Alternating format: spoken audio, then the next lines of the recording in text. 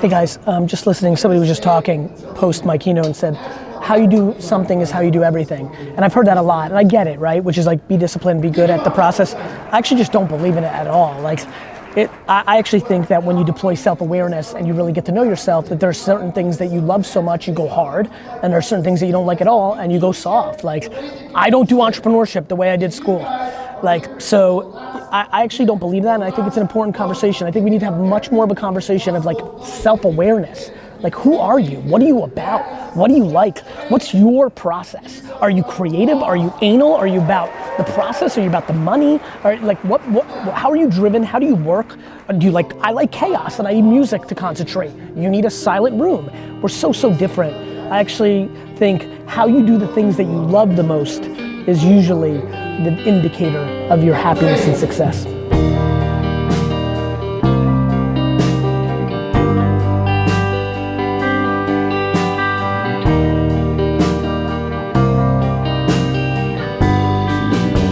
Just landed, we're here in Orlando. Boring keynote going on right now, which only sets me up for a fucking fire fest, so I'm excited about that. Then we'll fucking jump on a quick plane to Miami to London, dominate in London for 2 days, London to Dubai, dominate in Dubai for 2 days, back to New York, land 8:25 in the morning Sunday, apartment, shower, Jets Raiders. What's good, bro? How you doing? How are you? Real pleasure. What's up? I'm Jay. David. What's good, bro? What's up, man? First off, like, you mean a lot to like minorities and people that's growing up like in my hood, like killers and drug dealers and everything. Like, we watch your videos. I Like, appreciate that, bro. because you give it to us raw, you motivate us. I appreciate that, bro. I'm not one of them anymore because I'm now, so I just make sure I'm doing Reset. the right things. It's just like send videos off like all day. My homies that do certain things, we just send videos back and forth to you saying different things because it motivates us and it gives us a light. I appreciate that. Thank you for saying that, for real. It means a lot to me. It really does. I make content for, man, the way I grew up was interesting, and like and especially the kids I went to college with, real interesting. Like the kids from your hood, and like I make the content for that person. Yeah. Did you ever worry about failure? This is where I think you've got a huge advantage. When you come from failure, then you shouldn't, like, this is what I'm trying to say. Yeah, man, this is where I'm trying to go. When I talk to the streets, I'm like, motherfucker, what the fuck are you worried about failure for? You're not worried about failure, you're worried about judgment from your other homies. Yeah. All right. It's not about failure, it's about, you understand? Yeah, I got you. I done lost. Like, when people are like, I was bad at sports, I was bad at school, I was like, I already lost. They told me I couldn't win. That's exactly what you grew up on. The bigger thing is, you might be scared to lose in front of your friends. What are they gonna say? You know what I mean? That's where people get caught. They're not scared of losing, especially from the way you came up. They're scared about what their boy's gonna say. You know what I mean? That's why those are two separate things. That's why I always talk, you know how I always talk about like people that have a lot of money, they're more unhappy than you think? They're actually scared of losing. You know, because they've never done anything. They've never stood on their 2 feet. And they're like worried, like, wait a minute, like they know, they're like, that's mom's money, that's why I'm here. On the flip side, people that come from the dirt, they already lost. They're worried about judgment. They're worried about their boys saying, oh, you trying to sell out now? Oh, you gonna be good now? You know, all that shit. You can't change, like misery loves company. And these are your best friends. They don't really want you to be miserable. They're just in such a bad place themselves that they're scared that you might get good and then they're gonna be by themselves. Misery does love company, that's real. And so I tell a lot of kids, I'm like, listen, your homies, especially when they keep hearing me, they're like, oh fuck, it's my homies that are fucking me up. And then I try to flip it on them, like, listen, don't be mad at your homie. Your homie's still just not at that place that he's ready to fucking get his shit together. She's not ready to get her shit together. So they may be undermining you right now. They might not even be consciously doing that. They're just in so much pain still. They want to be with you still down here. So it's almost like you gotta have compassion for them. But you gotta recognize that's what you're fearing. Morning, a round of applause for Gary.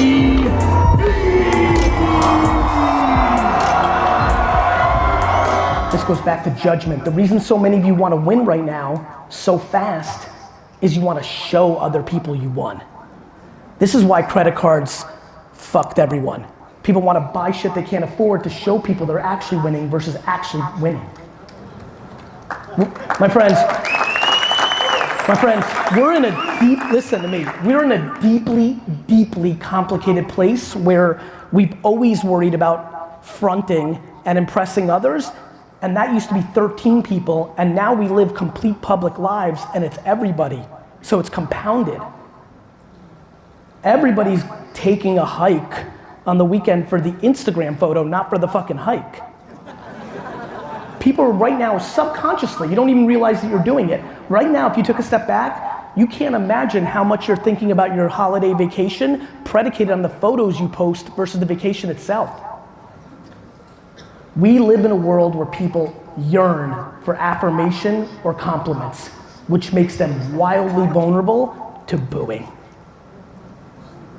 The reason so many of you struggle and you don't post with a negative hater or this is because you overvalue compliments, which make you vulnerable to negativity. This is something we really need to start talking about. Like, why are you here? Like, why are we here today? Like, I love you too. On some real shit, like, what are we doing here? I assume if you've decided to spend money on a, let's say Monday, on a Monday afternoon and listen to this shit, that you're looking for something, which is cool. My curiosity is what? Because for me, if you're looking for tactics, they're so easy. I've been telling you, how many people here follow me? What, you think you're gonna get something crazy up here today? You know exactly what I'm gonna fucking say. I feel like Aerosmith up here. I'm not playing new music, I'm gonna play the fucking classics.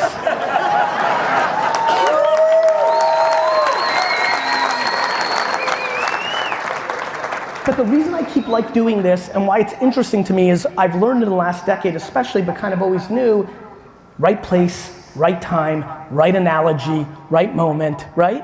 Like, to me, it's been fascinating to watch people consume my content. You know, what's great about how I do it and how I recommend you do it is read your comments, read your DMs, read your, you know, I know a lot of you are mad I haven't texted you back. I get fucking 4,000 of them a day. I'm texting 300 back, I just can't fucking catch up, but I'm telling you, I read that shit. And the reason I read it is it allows me to know what I need to talk about here. You think I knew that people were fucking super sad because their parents were paying for shit? I didn't know that. My parents didn't pay for my shit, so I could have never known that. It was the thousands of emails in the last 5 years that I've read from kids in their 20s who finally reconciled the fact of like, oh fuck, my unhappiness comes from the fact that my parents are secretly paying for my life, which consciously and subconsciously makes me feel like a fucking loser. Let me tell you something right now. You want to get happy real fast?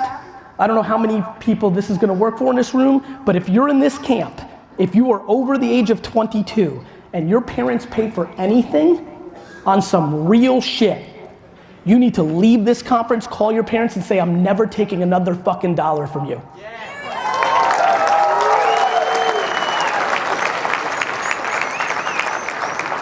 There is nothing more obvious to me out of all the listening I've done in the last half decade, that the thing I just said is leading to a stunning amount of bad. A bad between the kid and the parents, a bad about that kid. All they're doing is taking that money to look like they're doing something which starts corroding you subconsciously in a way that you cannot imagine. I'm telling you, living on your own 2 feet is foundational to happiness. The resentment that you're creating towards your parents and the resentment that your parents are going towards you is remarkable. It's really funny, 40-year-old crowd and higher, go up. You guys remember when we were growing up, if your parents were gonna help you, you borrowed money.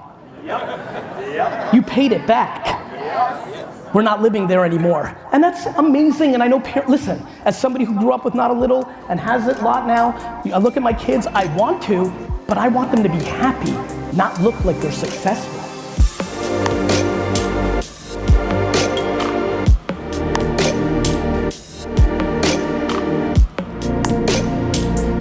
I know you for all my success. No bullshit. 7 You're years ago, I yourself. was in a hotel. I mean, I've followed you through it all. Like, no bullshit.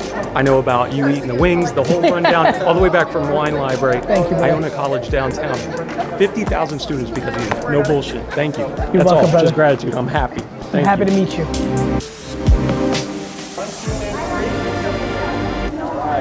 I followed your social. I've been posting like mad. And I took my mortgage business, I'm a mortgage banker, from 13 million in 2017 to 46 million this year, all social media. That's it. I get it, bro. Real pleasure. Okay. 1, 2, and 3, go.